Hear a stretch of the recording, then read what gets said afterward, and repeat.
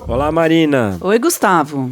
Bem-vindos ao nosso podcast de cinema. Este aqui é uma reprise. Podemos chamar assim, Gustavo, de reprise? Sim, claro. Esse na verdade, é o episódio de número 3 do nosso podcast de cinema. Nossa, foi o terceiro filme. Aí você já vê o quanto que eu gosto do ET, certo? Exatamente. Realmente é um filme que marcou muito a minha vida, a minha adolescência, me influenciou como cineasta, como ser humano.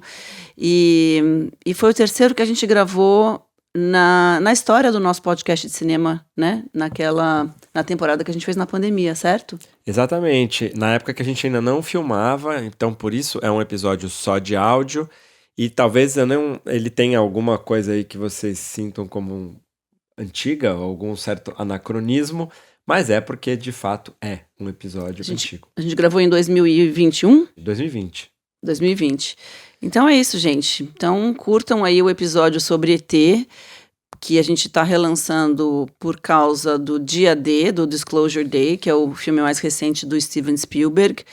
E é isso. Que é o que vem logo antes. Se por acaso você caiu aqui direto do ET do nosso feed, dá um passinho para trás e ouve o episódio de número 80, que é o Dia D, e depois o ET, ou o ET e depois o episódio de número 80, mas a gente resolveu republicar esse episódio para eles conversarem, né, Marina? Exatamente. Então, Gustavo, só lançar uma ideia aqui. Se a gente um dia retomar o nosso curso de cinema, a gente deveria fazer um sobre o Steven Spielberg, porque ele tem muitos filmes importantes, muitos filmes que a gente gosta, e talvez valesse a pena a gente fazer uma análise mais profunda, e ET certamente seria uma aula que eu teria muito prazer em fazer. Então é isso, Marina. Vamos lá, vamos deixar agora então nossos ouvintes com o episódio número 3 do nosso podcast de cinema, ET, o Extraterrestre, de Steven Spielberg.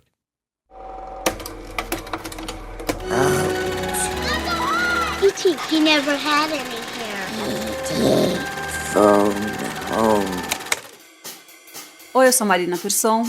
Eu sou Gustavo Rosa de Moura. Eu sou apresentadora, diretora, atriz. E eu sou diretor, roteirista e produtor. E esse é o nosso podcast de cinema em que a gente vai falar sobre os nossos clássicos particulares. E o filme de hoje é ET, o Extraterrestre. Você gosta desse filme, Gustavo? Eu adoro esse filme, não sei se tanto quanto você, mas eu gosto muito desse filme também. Eu vi esse filme quando era pequenininho. Pra vocês terem uma ideia, eu sou de 1975, assim como a Drew Barrymore. Ela é um pouquinho mais velha que eu, mas isso dá pra ter noção da idade que eu tinha quando o filme lançou. Fofura, você era Gertie. Eu era Gertie. E você? Você alinhava com quem ali, Marina? Eu alinhava com... Acho que com o irmão mais velho, porque em 82 eu já tinha 13 anos, eu era pré-adolescente, mas eu e minha irmã é mais nova do que eu, minha irmã tinha uns 10 anos... A gente era louca por esse filme, a gente foi no cinema 8 vezes. A Domingas tinha essa desculpa de que, como ela era mais nova, ela podia ser fanática, e aí eu ia de irmã mais velha acompanhar ela no cinema, né? Mas assim, teve uma hora que minha mãe cansou de levar a gente pra ver esse filme, e ela falou, chega, vocês já viram 8 vezes, não vou mais levar. Mas depois a gente continuou assistindo no home video, né? Quando passou a ter videocassete em casa... E na televisão, tem daqueles filmes que quando eu vejo que tá passando na TV eu não consigo parar, eu fico vidrada, é um filme que eu adoro. E outro dia a gente reviu com a Lina, né? Eu acho que a gente reviu umas 2 vezes com a Lina, que é minha filha, que hoje tem 14 anos, acho que na época ela tinha 5. Não sei, eu sei que em algumas idades e invariavelmente a gente termina os 3 chorando. Você que falou, né, que ele é um manipulador de sentimentos, né? Ele toca as cordas do emocional humano de um jeito, assim, infalível. Não tem como você não chorar nesse filme. Mas vamos lá, ficha técnica de ET. ET é um filme de 1982. Ele é dirigido pelo Steven Spielberg. Ele tem roteiro de Melissa Mathison. Várias histórias pra gente contar sobre a Melissa aí. Elenco: Henry Thomas, Drew Barrymore, Peter Coyote, Dee Wallace, Robert McNaughton e o C. Thomas Howell. Eu só citei o C. Thomas Howell porque ele faz uma mini ponta, porque depois ele virou um super galanzinho dos anos 80. Música de John Williams, fotografia Allen Daviau, uma montadora, olha, uma mulher, Carol Littleton, e produzido pela grande parceira do Steven Spielberg, que é a Kathleen Kennedy. Pois é, o filme... Bom, acho que todo mundo sabe, mas não custa aqui recapitular um pouquinho rapidamente a sinopse do ET, que é a história de um extraterrestre, né? Uma nave, digamos, espacial que pousa nos Estados Unidos. Uns extraterrestres que estão ali tentando colher umas plantas, eles estão meio observando fazendo uma pesquisa, provavelmente, coletando material. O mundo vegetal, aí de repente aparecem uns policiais, umas pessoas com lanternas, os ETs ficam assustadas, a nave vai embora, esquece o pobre do ET ali sozinho, né? E aí tem aquela... Já começa aí com a identificação da criança, né? Aquela criança que é esquecida no supermercado, que se perde da mãe na praia. Mas, enfim. É o grande pavor infantil, né? E é acolhido por um garoto. Em princípio, ninguém acredita que esse garoto está em contato com uma criatura que ninguém sabe o que é. E depois ele passa a cuidar dessa criatura escondido. Mas, rapidamente, ele é descoberto pelos irmãos que viram imediatamente cúmplices dele nesse acolhimento secreto de um extraterrestre no closet da casa. O ET quer voltar para casa, ele não vai conseguir nem sobreviver na Terra por questões fisiológicas, e ele consegue fazer uma máquina de comunicação, manda um sinal para a nave vem buscar ele vai embora. O que é interessante sobre esse filme é que ele é um filme feito para criança, né? O próprio Spielberg fala, e de fato é um filme que funcionou muito para criança na época, mas ele talvez tenha inaugurado, eu não tenho certeza disso, mas eu arrisco dizer que ele inaugurou esse tipo de family movie, que fala de filme para a família, que é aquele filme que encanta a criança, que a criança se apaixona, mas que ele também encanta os pais, e os pais também se emocionam, e ele tem vários níveis de leitura, ele tem uma leitura mais rasa e uma leitura, né, mais profunda.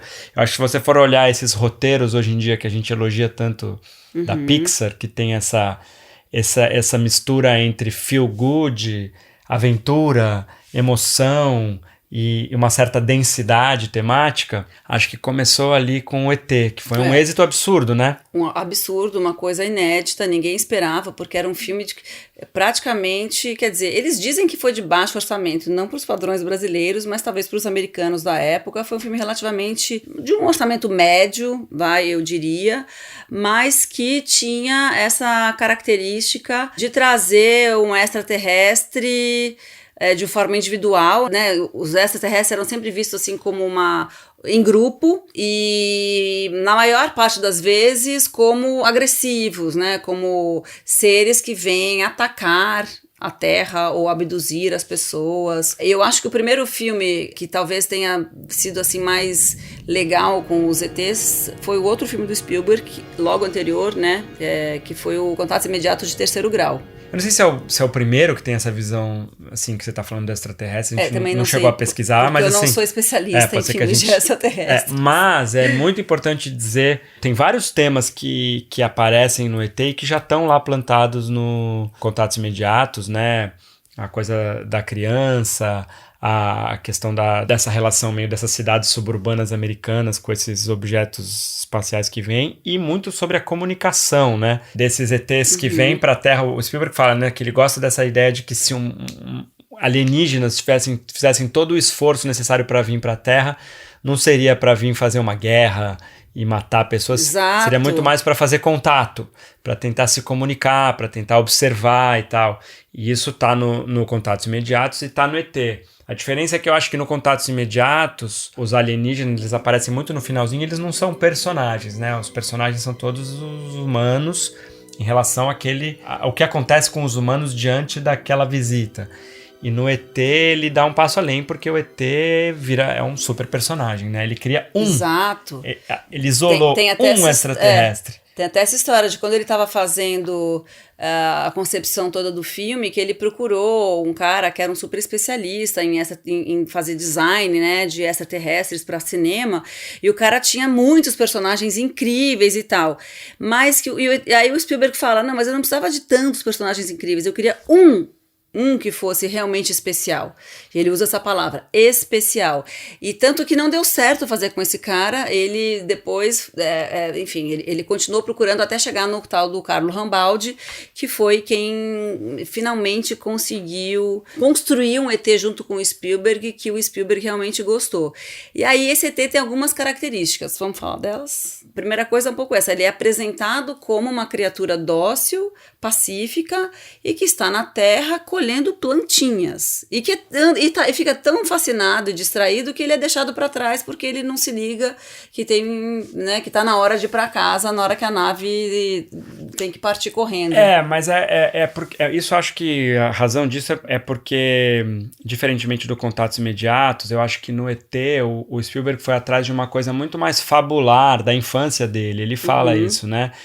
O ET é uma espécie de personagem construído a partir de uma ideia de amigo imaginário que ele mesmo tinha. Tem essa história, né? Que ele mesmo tinha na infância. Então, é uma espécie de pet ideal, assim. É como se o seu cachorro falasse, tivesse um pescoço e se comunicasse com você por telepatia e pudesse fazer objetos voarem e tal. E eu acho que uma das coisas que eles acertaram muito no ET, e acho que a Melissa Madsen tá nessa gênese aí junto com ele, a roteirista, que é o próprio... A figura do ET, ele tem a altura das crianças, tem aquele pescoço telescópico, se precisar, mas a altura dele, ele vê o mundo na mesma altura das crianças, a empatia dele é 100% com as crianças. O Spielberg conta que ele quis reproduzir um pouco a linguagem do cartoon no ET, né? Que é aquela coisa meio do Tom e Jerry, assim, que só vê as pernas. Os adultos são filmados da cintura para baixo. A gente não vê o rosto e o que eles estão falando é meio um blá blá blá, meio que não interessa, né? Eles ficam falando coisas meio assim do além. E aí entra uma outra coisa que é muito curiosa, que tem a ver com isso que você está falando, né, Mar, da figura boazinha, fofinha, é que não só o ET é bonzinho, como não tem o vilão, né? ET é um filme sem vilão. É um filme que cria mistério, cria suspense, cria tensão, cria emoção... Sem vilão. O mal não existe. Quem é o mal? O mal são os adultos. Você tem uma memória de infância, né? Então, olha só. Revendo o filme à luz da pessoa que eu sou hoje e prestando atenção nessa construção dos personagens, eu vi que a memória que eu tinha daquelas pessoas, os cientistas, né, da NASA, que tentam descobrir quem é o ET, é completamente diferente da imagem que eu tinha quando eu era adolescente. Porque quando eu assistia ao filme lá atrás, eu e minha irmã, a gente achava que aquelas pessoas eram totalmente vilãs. Que elas eram totalmente... tinham atitudes totalmente descabidas, de querer examinar o ET, a gente tinha essa ideia de que eles iam dissecar o ET, cortar em 1000 partes e tal. Quando assistindo ao filme hoje, não tem nada disso. São cientistas, médicos, pessoas que estão, inclusive, que tentam salvar o ET. É claro que eles querem saber do que se trata, como é que funciona e tudo mais, mas assim, nada indica não tem nenhuma indicação de que eles vão fazer algum mal ao ET, a não ser a construção da nossa própria cabeça, né? Mas o Peter Coyote, que é a maior autoridade ali também naquele lugar, é um cara legal. Ele fala pro Elliot, olha, quer ficar com ele um pouquinho sozinho? Like to spend some time alone with him? Então, é isso que você falou, assim, quando ele você fala olha que ele também filme, sonhava desde os 10 anos de idade, que ele sonhava em ver um ET. Exato. Né? He came to me. He came to me. Elliot, he came to me too. I've been wishing for this since I was 10 years old. Você Ele já se identifica com ele. Você tem aquela inversão de expectativa, que você acha que o cara que vai ser um cara mau, autoritário, que não sabe o que está fazendo, quando na verdade o cara tem uma super curiosidade e que gostaria de estar no lugar do Elliot, né? Ele fala um pouco isso. Então é isso, é um filme sem vilões. É um filme sem vilões, mas o perigo está presente por todo momento, mas é um perigo despersonificado, né? Eles têm medo de serem descobertos pela mãe. A própria mãe tem uma coisa meio sonsa, né? Meio aquele adulto que está sempre ocupado e ela tá mal porque tem a questão que ela acabou de se separar, então ela tá meio tristonha, meio avoada. o ET fica dando um baile ali Não, nela, ele passa né? por ela várias... É engraçado, essa parte é meio vaudeville, assim, né? Por isso que eu falo, é quase infantil, assim, é quase cartunesco, né? Toda a cena que o ET fica bêbado, que depois ele fica ali e que a mãe bate a geladeira, acho, na cara dele, ele cai pro lado, ela nem percebe. Meio chapliniano, Totalmente. assim, né? E o Spielberg, em alguma das entrevistas, acho que tem uma hora que ele cita o Chaplin. Mas tem uma coisa bem importante para falar sobre isso, né? Já que você falou da mãe, que é o seguinte: o Spielberg é um filho de pais separados. E esse divórcio dos pais dele, quando ele era pequeno, marcou muito a vivência dele e fez com que ele colocasse esse tema em alguns filmes. E no ET, isso está colocado logo de cara, né? Tem uma cena do jantar que é, sei lá, é um exemplo de eficiência de roteiro, porque você coloca ali um monte de coisa, você explica a estrutura daquela família em diálogos. Sem explicar nada, você entende tudo, né? Porque é uma cena em que a família tá ali, o Elliot, ele conta o que ele viu, ninguém acredita nele, todo mundo tira sarro dele, o irmão, então você vê a relação dele com o irmão, do irmão que faz bullying com ele e tal, e a mãe fala... Maybe you ought to call your father and tell him about it. I can't. He's in Mexico with Sally. Se ninguém acredita em você, por que você não liga pro seu pai? É, exatamente. E aí, e ela já fala isso de um jeito meio triste e tal, e ele fala assim, ele tá no México com a Sally, né? Bom, lembrando que não tinha celular, gente, então quando a pessoa não estava em casa, você não ligava pra ela. Hoje em dia, isso nem faz sentido, né? Você liga pra pessoa, você não liga pros lugares. Exatamente. Então, ele não tinha como falar com o pai. O pai tava ausente, e não só um ausente no sentido não naquela casa, o pai tava em outro país, né? E a mãe fica mal, a mãe chora, daí o irmão reprime ele, você vê que tem uma coisa uma coisa na família, ele sabia que aquilo ia atingir a mãe, então assim, aquele menino tá numa fase difícil da vida, né? E aí mostra também como tem uma transformação do próprio Elliot, porque é isso, no começo do filme ele é essa criança que age com raiva, é super insensível em relação à mãe, porque pelo jeito todo mundo sabe ali que é um tema sensível, né? Ele toma uma bronca do irmão e fala assim, poxa, por que você não pensa no sentimento dos outros, né? Pelo menos uma vez na sua vida. E aí o Elliot passa a ser essa criatura que justamente faz o que o irmão manda, né? Nesse sentido, que dá o recado nesse diálogo que ele se coloca no lugar do ET até por uma questão de construção de personagem, porque ele passa a sentir o que o ET sente. Sim. Quando eles começam o contato.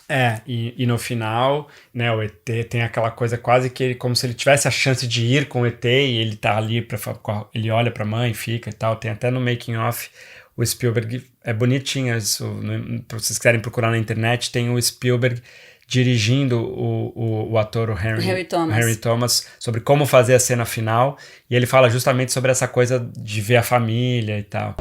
You just look over at your mom, and she is pleading with you not to go. She has tears in her eyes. Mentally, don't go. Please stay with me. Stay home.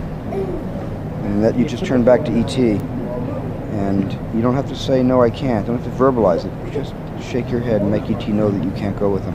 Claro, o personagem dele tem um arco super de amadurecimento a partir dali, né? Eu acho até que, não sei, isso é polêmico, tá? Mas assim, pra mim, o assunto principal do filme é como lidar com a perda. E que passa por essa coisa que a Marina acabou de falar do pai, mas pra mim é só a primeira perda que ele tem que lidar, porque tem a coisa do pai que se separa, depois tem uma perda no meio do filme que é quando o ET morre, o coração dele para de bater ali no meio, então você, espectador, vive junto com o Elliot toda a tristeza daquele negócio, daquele ET ter morrido ali no meio. Você quase fala assim, como assim? Esse cara matou esse ET, não acredito. E de fato tem um milagre, o ET ressurge. E aí tem a perda real mesmo, porque na hora que o ET vai embora, não é um embora ali, vou passar férias ali, ou vou ficar 2 anos depois volto. Ele vai embora para outro mundo, eles nunca mais vão se ver. E eles tiveram um contato íntimo a ponto de um sentir o que o outro sentia, né? E eu acho que o que ele faz de muito bom, acho que é o êxito absoluto do Spielberg, é que ele faz um filme que fala da perda, que fala de como aprender a lidar com a perda de um jeito denso, com feel good do começo ao fim. É um filme que é cheio de momentos engraçados, momentos fofo até não poder mais, aquelas crianças são uma fofura, o ET é uma fofura, a música te faz você quase que levitar da cadeira junto com aquelas bicicletas, é uma coisa que ele te faz sentir muito bem, enquanto ele tá te falando de coisas difíceis, de coisas pesadas, e aí você chora mais de uma vez, né, no filme. Então essa capacidade de trabalhar um assunto triste, duro, e ao mesmo tempo num envelope de feel good é muito bom, né? Alguns filmes conseguem fazer isso, mas é muito difícil. E quando dá certo é uma sensação muito boa, né? Porque você sente que você se divertiu, você sente o lado entertaining, o lado, né, do entretenimento do cinema. Então você ri, você se sente bem, mas você sai dali com uma coisa mais profunda também, que vem da dificuldade, da tristeza. E o final do ET é um final triste, no fundo, se você for olhar, né? É um triste feliz, porque ele não feliz. morre E ele se despede. Dá tudo certo, os meninos conseguem fazer aquela fuga absurda, né? Eles fogem da polícia, eles voam na bicicleta, dá tudo certo, eles chegam na hora que a nave tá descendo. Então, assim, tudo deu certo. Mas eles vão se separar. Mas na hora H, eles vão se separar. E eles se abraçam e eles falam, eu estou aqui na sua cabeça. Todo esse recado de eu vou estar aqui na sua memória. Mas o ET vai embora e nunca mais será visto. Isso é uma coisa que a gente consegue se relacionar assim, né? Na hora. Acho que, né, qualquer ser humano que algum dia teve uma amizade ou um amor ou, sei lá, ou qualquer tipo de pessoa que partiu da sua vida por qualquer razão, seja porque morreu, seja porque foi morar em outro lugar, seja porque você mudou de escola. Mas tem um outro subtema aí, que até já vi o Spielberg falando em entrevistas, que é sobre, ele falou que é um filme sobre a xenofobia, né?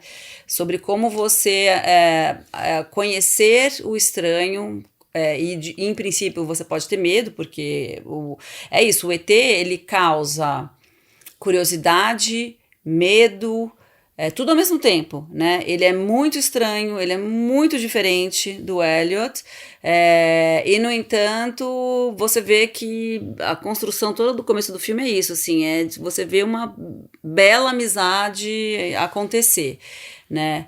E é isso, assim, acho que tem essa super mensagem de que não importa, porque o ET é muito fofo e tal, mas ele é uma criatura que pra estética humana é feio. Não, ele é de propósito, né?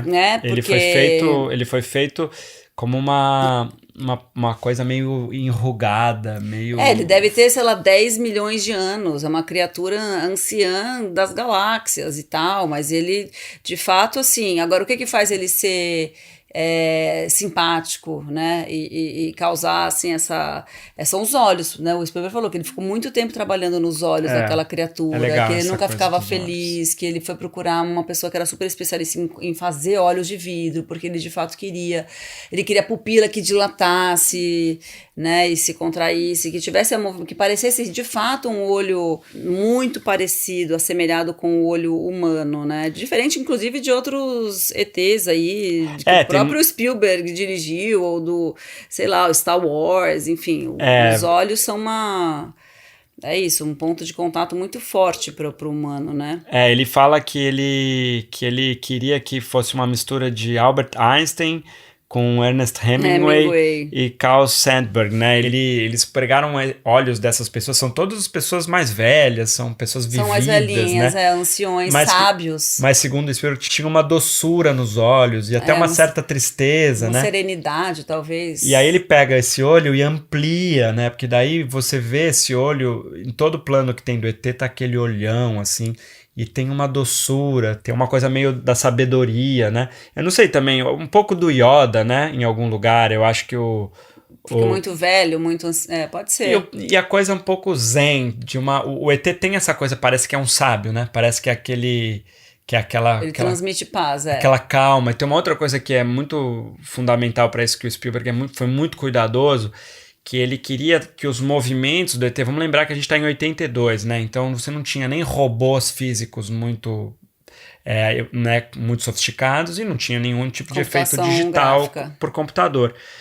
E quando eles fizeram o primeiro boneco do ET, os movimentos do braço, da mão, eram todos meio duros, um pouco bruscos. E o Spielberg queria que o ET fosse suave, que o ET que tivesse movimentos delicados, fluidos. Tai Chi Chuan. Exato. E aí, para fazer a mão do ET, que aparece no filme várias vezes, né, que põe no ombro do Elliot, que dá aquele... Ele contratou uma mímica. né? Uma pessoa que sabia mexer com suavidade na mão. Então toda vez que a gente vê a mão do ET, tem uma mímica, uma mulher, né? Fazendo aqueles gestos. Mas... E é isso, uma criatura que se você olha... a aparência só é meio repugnante, a pele dele é repugnante, a forma dele. Tanto tem uma hora que a Drew Barrymore, né, a Gertie, personagem da Drew Barrymore, fala. I don't like his feet. O Spielberg fala que foi espontâneo, né, que ela olha pro pé dele e fala, eu não gosto do pé dele, o pé dele é feio. E é meio feio, é tudo meio feio mesmo, mas ainda assim é adorável. Eu acho que isso é uma coisa que... Também o Spielberg, ele agrega duas características que foram muito boas para esse filme, porque... ele já era, nessa época, o mestre do efeito especial, né? O Spielberg é um cineasta que sempre foi muito ligado à técnica, a fazer o que tinha de mais avançado, né? E, inclusive, ele mudou isso na história do cinema algumas vezes, né? Com Tubarão, com o próprio ET, com o Jurassic Park, com o Minority Report. Ele tá sempre empurrando os limites, né, da tecnologia no cinema para criar esse... no ator ele tem uma empresa chamada DreamWorks, né? Ele sempre quis esse cinema que pudesse trazer essa fantasia.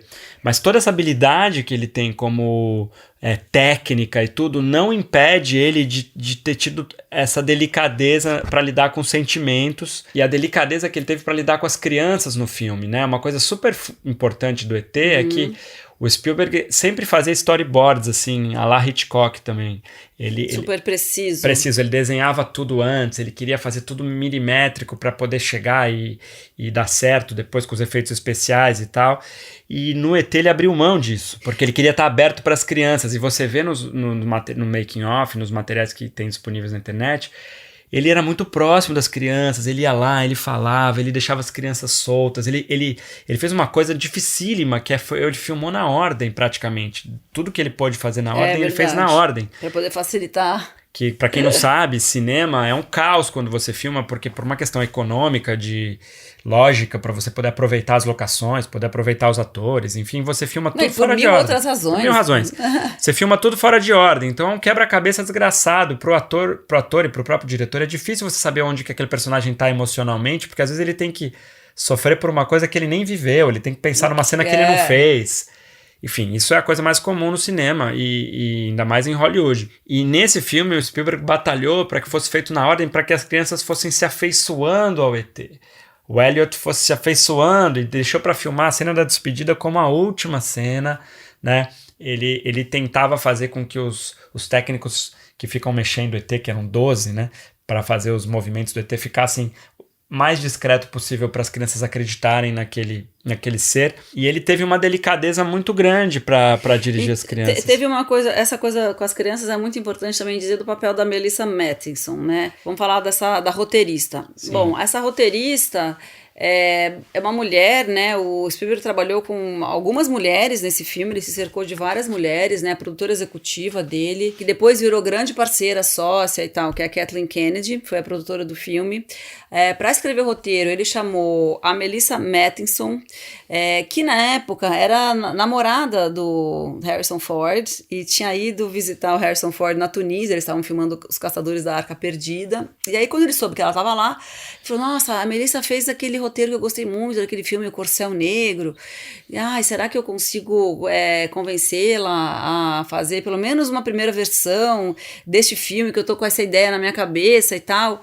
E aí, enfim, acabou convencendo a Melissa Mathison a fazer, e ela conta que uma das razões pelas quais o Spielberg queria que ela fizesse, e que ela achava que ela também tinha capacidade de fazer esse filme, é porque ela tinha uma relação com crianças, né? Era a relação dela com as crianças, o Harrison Ford, ela não tinha filhos com ele ainda, depois ela teve, mas nessa época ela se relacionava com os filhos pequenos do Harrison Ford, e ela conta que ela fez muita pesquisa com as crianças que ela conhecia para desenhar a personalidade do ET. Aí ela falou, o que você gostaria que uma criatura tivesse? Aí as crianças falavam, telepatia, coisas que toda criança fala, né?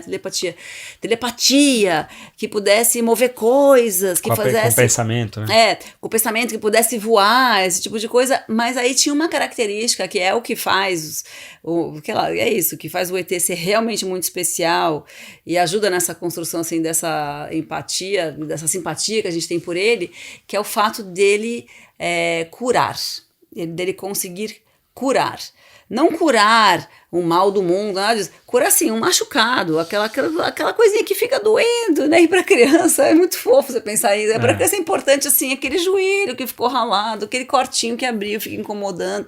Então é aquele out que ela fala, assim, aquela pequena dor que o ET vai lá e consegue curar. E é a última palavra que eles falam no filme. Out, né? Na hora que eles estão se despedindo, o ET fala... Out em inglês é o I, que seria o correspondente ao nosso I, né? E o roteiro, o processo desse roteiro foi muito especial, muito diferente do que é um processo clássico de roteiro nos Estados Unidos, né? Porque o Spielberg, como a Marina contou, chamou a Melissa Madsen, assim, num contexto que ela nem imaginava, assim, no meio da filmagem do Caçadores da Arca Perdida. Eles estavam namorados e saiu com falou, um não, job. me faz pelo menos um primeiro tratamento, né, que a gente fala em cinema, uma primeira versão dessa história e tudo. E ela topou, e ela falou, e a gente não queria que nenhum adulto estragasse o roteiro, então eles não mostraram pra ninguém, não pediram opinião de ninguém, eles foram fazendo, ela ia fazendo o roteiro, mostrava umas partes pro Spielberg, que estava já editando, né, o filme ali na mesma cidade, e aí em 8 semanas eles chegaram numa primeira versão, e aí quando o Spielberg leu assim, corrido, né, tudo, ele falou, nossa, melhor primeira versão que eu já vi na minha vida, eu posso filmar esse filme, eu posso fazer esse filme amanhã. E aí ele correu para Kathleen Kennedy, que é essa parceirona dele, e falou, lê isso, tá maravilhoso, a gente pode filmar isso amanhã. E aí teve uma curiosidadezinha dessas histórias de Hollywood, que ele levou o filme pra Columbia, que era quem tinha... Pago o desenvolvimento, né? Quem tinha pago o desenvolvimento e quem tinha produzido o Contatos Imediatos. E a Columbia leu e falou, não sei, acho que vai ser muito só infantil, não vai fazer tanto sucesso. Eles queriam um filme que os adolescentes pudessem lotar os cinemas. Eles falaram, eles passaram, não quiseram. Daí o Spielberg batalhou lá, conseguiu comprar de novo né, pagou $1 milhão pelo investimento que eles tinham feito no roteiro. 82, hein, gente? $1 milhão era bastante dinheiro. Em 81, no caso, né? 81. E aí Bom, ainda é muito dinheiro, né? Ainda mais em moeda brasileira, mas ele levou pra Universal. E aí o cara da Universal leu e falou, uau, daqui. Só que o pessoal da Columbia, além de $1 milhão, exigiu que eles tivessem 5% do ET. E o ET deu tanto dinheiro, né? Só pra vocês terem uma ideia em termos reais, o ET custou para fazer 10,5 milhões de dólares. E ele arrecadou só de bilheteria, fora tudo que ele arrecadou de home video, até hoje ele arrecada. Na época ele arrecadou $730 milhões. Então uma coisa que custou 10 e arrecadou 730. Que bom investimento, hein? Bom negócio. E a Columbia ficou com 5%. Talvez ela tenha feito mais dinheiro com 5% do ET do que qualquer outro filme que ela fez na época. Aqueles erros, você fala, nossa senhora. Mas enfim, o fato é que a parceria da Melissa Madsen com o Spielberg foi muito feliz aí para fazer esse filme com as crianças. Ela inclusive ia no set, falava e tal. Ela trabalhou bastante com as crianças. Mas aí teve uma coisa muito importante. Eles fizeram isso, né? Fizeram esse roteiro, começaram a desenvolver o personagem. A Marina já contou aqui de como eles foram fazendo o ET. A coisa foi indo, mas eles não tinham o Elliot. Eles ficaram 6 meses testando crianças. E o Elliot... Não, e ele já tinha uma super Gertie, porque a Drew Barrymore parece que quando... Ele testou muitas meninas pra fazer a Gertie, mas a Drew Barrymore, que na verdade tinha feito o teste pro Poltergeist... Ele falou, não, é ela, e não conseguia ter outra, ele falou que não tinha uma segunda opção. É um nível de fofura, é um nível de fofura. Porque isso, ela é engraçada, ela é espirituosa, ela é muito fofa, ela é meiga. Carisma incrível, puro, né? Puro carisma. Então, aí ele tava desesperado, porque já tinha tava 6 meses testando criança, não achava ninguém. Não, e teve um menino que ele ia fazer, os pais não quiseram que ele fizesse, ele perdeu o ator, e ficou, eu sei que 4 semanas da filmagem, e ele não tinha ator. E aí o Jack Fisk, um diretor amigo dele, tinha feito um filme com um garoto, e falou, por que você não testa esse garoto, Henry Thomas, ele é bom e tal, e o Spielberg falou, claro, manda ele lá e tal. Aí o Henry Thomas chegou assim, né, no teste sem saber nada. Nenhuma criança lia o roteiro, o roteiro era sigiloso, então você não podia mandar para pai ler nada. E aí parece que ele foi ler 2 cenas aleatórias lá e foi meio horrível. É muito cruel você testar a criança com leitura de texto e tal. E acho que o Spielberg estava querendo evitar essas crianças muito treinadas, assim, sabe? Que fazem 1000 comerciais e 1000 filmes e que chegam todas formatadas. Eu, particularmente, no meu primeiro filme, no Canção da Volta, quando fui testar crianças também para fazer o papel, que no final a Stella Rod acabou pegando, é muito aflitivo isso. Você vê umas crianças chegando assim, todas formatadinhas, treinadinhas, assim, todas durinhas, que elas fazem bem, entre aspas, mas você vê que tem alguma coisa muito artificial. E no meu caso também, quando a Stella Rod entrou, eu percebi que ela era especial, assim, diferente, e eu abandonei a história, comecei a jogar com ela e eu percebi que ela ia ser incrível. E o Spielberg fez a mesma coisa com o Henry Thomas. Ele deve ter feito isso com várias outras crianças que não deu certo, né? Mas ele pegou o Henry Thomas e começou a falar com o Henry Thomas, a improvisar um diálogo que pediu para ele pensar no cachorro e começou a colocar situações. E o menino começa a chorar e vira um negócio, assim. Aí todo mundo na sala começa a chorar, que a gente pode pôr o som aqui para vocês ouvirem um pouquinho. You can't take him away, he's mine! But it's not my choice. The president asked me to come here and get him. I don't care what the president says, he's my best friend! And you can't take him away! E aí, no final, o menino acaba assim e o Spielberg fala na hora. Você ouve isso, tá na gravação. Ele fala... Okay, kid, you got the job. Ok, garoto, o trabalho é seu, né? Todo mundo tava chorando na sala. O papel é seu. Teste. Então foi isso, assim, foi tipo, uau. E aí, assim, difícil imaginar que alguém faria aquele Elliot tão bem quanto esse menino fez, né? E o Henry Thomas, que tá super bem no ET, não conseguiu depois fazer outros grandes filmes, né? Ele fez A Lendas da Paixão, talvez tenha sido outro título, aquele filme com Brad Pitt, outro título que tenha tido algum destaque, mas de fato ele não decolou ali, e parecia que ele ia ser talvez o grande ator da sua geração, né? Mas ele era muito novo, né? Mas tudo bem, o Leonardo DiCaprio também, e é o ator que também começou super novo, o Ryan Gosling começou super novo, tem atores crianças que depois conseguem decolar. A própria Drew Barrymore. E a Drew Barrymore, que teve trancos e barrancos, né? Ela tem um histórico bem complicado, assim, bem louco, na verdade. Ela tem um histórico de abuso de substâncias, alcoolismo, e drogas e um monte de coisa já pré-adolescente, e conseguiu se recuperar da volta por cima, e hoje é a grande atriz que já fez grandes filmes, é produtora, super ativista, uma mulher incrível. Mas outro elemento que a gente sempre fala aqui também, e que no caso do ET não podia ficar de fora de jeito nenhum, é a trilha sonora, né? O Spielberg encontrou muito cedo na carreira um parceiro absurdo para os seus filmes, para fazer as trilhas dos seus filmes, que é o John Williams. Talvez um dos mais famosos, né? Trilheiros da história do cinema. Episódio passado, né? A gente falou do Bernard Herrmann com o Hitchcock, que é outra parceria incrível. Mas o John Williams, assim, né? Ele fez Tubarão, que tem aquele tan tan tan tan tan tan tan tan inesquecível. Ele fez o próprio Contatos Imediatos, que tem aquela coisa também inesquecível, que é o aquelas 5 notas, né? Que parecem gênios, assim. É um negócio muito forte, muito fundamental para a construção do filme. E no ET ele fez uma trilha que todo mundo conhece. E ganhou o Oscar também. O ET ganhou 4 Oscars. Ele ganhou de som, efeitos visuais, que hoje a gente olhando parece uma coisa assim de brincadeira, mas na época, como você falou, era muito sofisticado. Então, 82, né? Efeitos sonoros, de fato são legais os efeitos sonoros. E trilha para o John Williams. E ele foi indicado para filme, para diretor, para roteiro original, fotografia e montagem, e não ganhou nenhum desses, só ganhou os técnicos. Mas voltando ao John Williams, o John Williams, ele para criar essa trilha, né, ele falou, eu acho que ele se inspirou muito na cena que as bicicletas voam, né? E dessa coisa do espaço.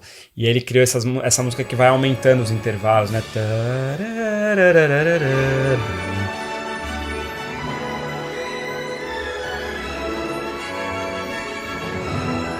Adoro, o intervalo vai aumentando mais e é quase como se você estivesse sendo descolado, né? É como se alguma coisa estivesse querendo sair, querendo flutuar, querendo abrir, e aí finalmente é uma coisa assim de, sei lá, tem uma sensação de você voar, assim, né? E parece que o Spielberg reeditou a cena das bicicletas para caber certinho nas frases musicais que o John Williams estava querendo fazer, porque não estava caindo tão bem, né? Daí ele reeditou. Em geral, a gente... É isso, você manda o filme pronto para quem vai fazer a música e o cara bota a música de acordo com o que tá montado.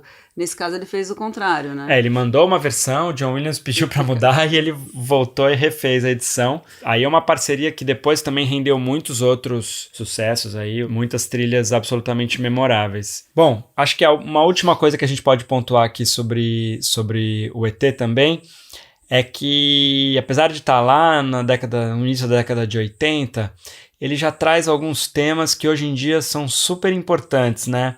Você falou que ele é uma coisa contra a xenofobia e tudo, mas ele já traz, acho que, questões de ambientais fortes, né? Tanto ecológicas, tanto pelo fato dos extraterrestres estarem vindo colher plantas e tudo. O Spielberg gosta de dizer que o ET era mais planta do que mamífero, né? Tinha essa coisa. E também eles soltam os sapos, né? Ao invés de matar os sapos na aula de anatomia, biologia lá. É porque você pensa, gente, como é que essas crianças vão matar um sapo vivo, porque bota o clorofórmio, eles vão dormir, porque vai corta a barriga, gente, né? Tem a questão legal também e que é importante, que é o ET ser uma figura sem gênero, né? Exato. Né, porque apesar a Drew Barrymore também, quando a personagem da Gertie, quando ela vê o ET pela primeira vez, a primeira pergunta que ela faz é a pergunta que todo mundo... Mas é um menino ou uma menina? E apesar de não ter resposta disso, o Eric responde que é menino simplesmente pela identificação, né? Mas ele de fato não é. Tanto que o Spielberg, quando fala do ET nas entrevistas, ele fala ele ou ela, ele se refere a uma criatura sem gênero. E quem dublou o ET foi uma mulher. A voz do ET é a voz de uma mulher. Sim, mas é curioso olha como são as coisas, né? Em português é muito mais difícil a gente conseguir entender isso pelo simples fato de que em português tudo tem que ter gênero, né? Em inglês, se você chamar The Extraterrestrial, né? O extraterrestre, o extraterrestre não tem gênero. Poderia ser a extraterrestre. Em português já tem esse o de cara que já te joga ali no masculino. E aí a gente fala o ET. Então, o ET veio, ninguém fala a ET. Nós, como brasileiros, nunca pudemos imaginar esse ET mulher. Ou sem gênero, né? Ou sem gênero. Porque... Que é como, na verdade, acho que o Spielberg gostaria que ele fosse. Não, com certeza. Ele fala que é uma coisa beyond, né? Além do gênero. Uma coisa que é os dois gêneros e nenhum. Com certeza é interessante complexificar essa questão, né? Até para a infância. E acho que, infelizmente, é uma coisa que na tradução para português se perde. Porque acho que a língua portuguesa é uma língua muito binária, né? Qualquer objeto tem que ter gênero, né? Isso é muito doido. Como que um sucesso do tamanho de ET não gerou uma sequência? Sendo que o Spielberg não é exatamente avesso a sequências. A gente sabe, ele fez Indiana Jones, ele fez Jurassic Park. É o cara que, tipo assim, se deu certo, de repente a gente faz um segundo, terceiro filme, né? O Spielberg... Por que nunca teve uma sequência, Gustavo? Eu acho, assim, tem o que eles dizem e tem o que eu acho que é. O que você quer ouvir? O que você acha que é? Eu acho que é porque eles nunca conseguiram chegar numa história que fizesse sentido, que fosse fazer minimamente jus ao ET. Quer dizer, como o ET não foi concebido já para abrir sequências, porque, vamos falar uma coisa, né? Hollywood, quando sabe que tem uma coisa que pode dar muito público na mão, sobretudo hoje em dia, eles já deixam aquela pontinha aberta ali para fazer o 2.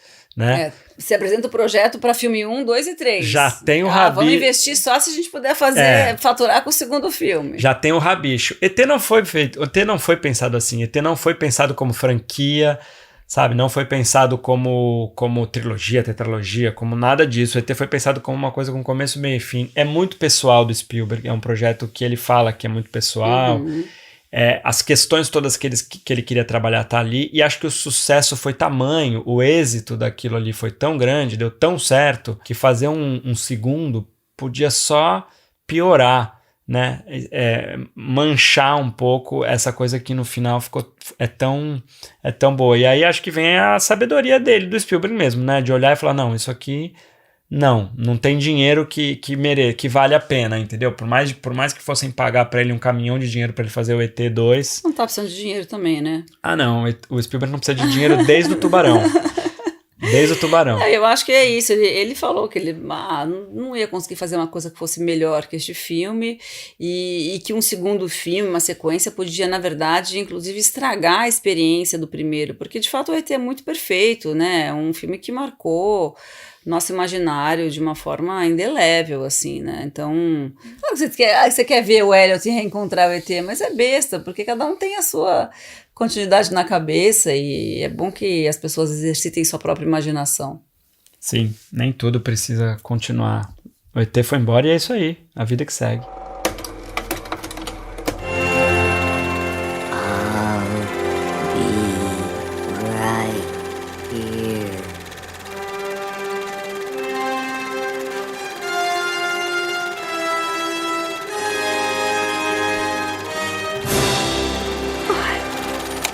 Então esse foi o nosso podcast de cinema sobre esse filme tão amado que foi o ET. E na semana que vem um filme dirigido por uma mulher, né, Gustavo? Pois é, vamos falar de Encontros e Desencontros, da Sofia Coppola. Um filme muito legal, que a gente gosta muito e que foi indicado a 4 Oscars e ganhou o Oscar de melhor roteiro para Sofia Coppola. E a Sofia Coppola foi a 4ª mulher a ser indicada na melhor direção.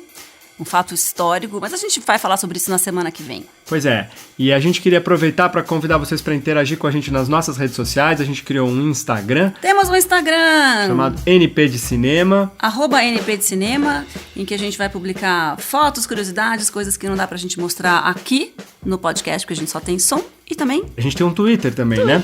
O nosso podcast de cinema. A gente ainda tem poucos seguidores, então vão lá, aproveitem, cheguem na Pole Position, sigam a gente lá, interajam com a gente adora saber o que vocês estão achando, enfim, ouvir críticas, opiniões e sugestões. Muito bem, então até semana que vem. Um beijo! Tchau! Nosso podcast de cinema tem direção, produção e apresentação de Marina Persson e Gustavo Rosa de Moura, coordenação geral do Bruno Orovics, a edição da Júlia Leite, direção de produção da Bia Almeida, assistência de produção da Sabrina Macedo. Nosso podcast de cinema é uma produção da Mira Filmes que você só ouve aqui na Aurelo. Não se esqueça de se inscrever lá no nosso canal do YouTube, de dar os likes aí nas plataformas, de dar as estrelinhas no Spotify e no seu tocador favorito. Nosso podcast de cinema é uma produção da Mira Filmes e Peri Produções. Apresentação e direção de Marina Persson e Gustavo Rosa de Moura. Edição, Vitor Bernardes. Produção, Sabrina Macedo.